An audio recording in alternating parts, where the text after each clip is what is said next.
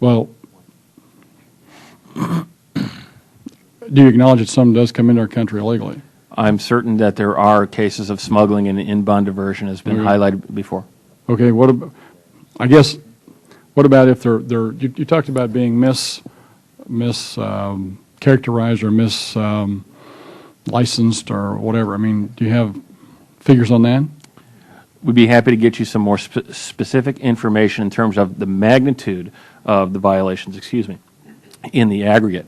Kind of the numbers we do collect, and I could provide for you, is the amount of verification activities and what kind of activities we conduct and what results from that. That in and of itself, though, does not show the amount of the risk that we've identified in the textile industry as a whole. So how do we know that, how do we know what kind of job we're doing if we don't have an idea how much we're stopping or that we're verifying? No, sir, we do have an idea of how much we're verifying. My apologies if I misunderstood the question. I thought you were asking how much of a risk is there? How much are we missing?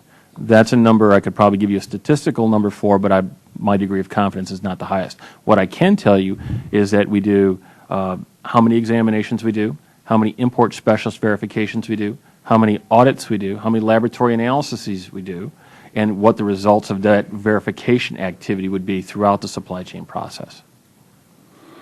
A minute ago you said that you're able to collect dollars and fines on some of the things that have been coming into the country incorrectly or under the wrong permit or whatever. But you indicated you kind of allowed the stuff to go on in and then collected the money after the fact. That's correct.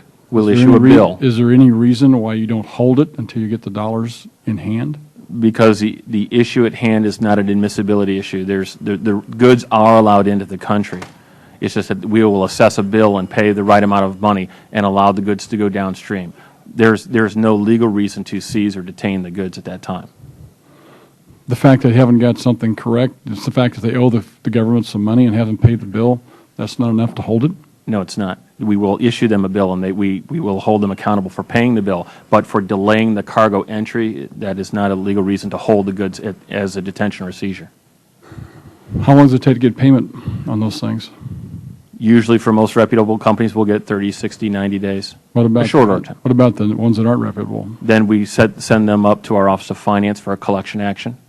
And how long does that take? For the most part, it's usually collected within a reasonable amount of time. Man, I'm pulling teeth here. You have an answer of just a number of days other than reasonable and other?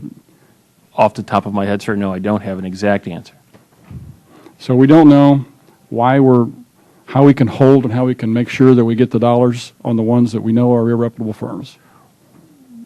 Those that we know are damaged companies, those that we know are irreparable, as you put it, I will have to come back with you some answers. But as of right now, I don't have a strong answer for that.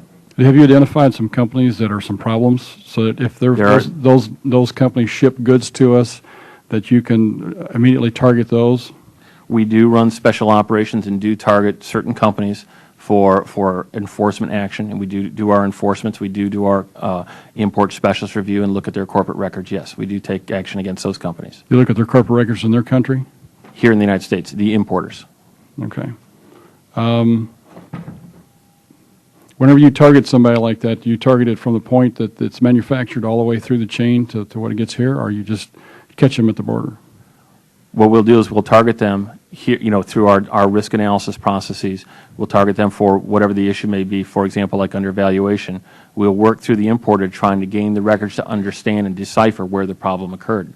But some of the problems that have recently been brought to my attention, for example, is not really with the importer or the foreign apparel manufacturer, but it's actually further downstream than that, perhaps through the knitter or a consolidator, and that's where some of the problems occur, and that's where we do not have visibility or traceability into their operations.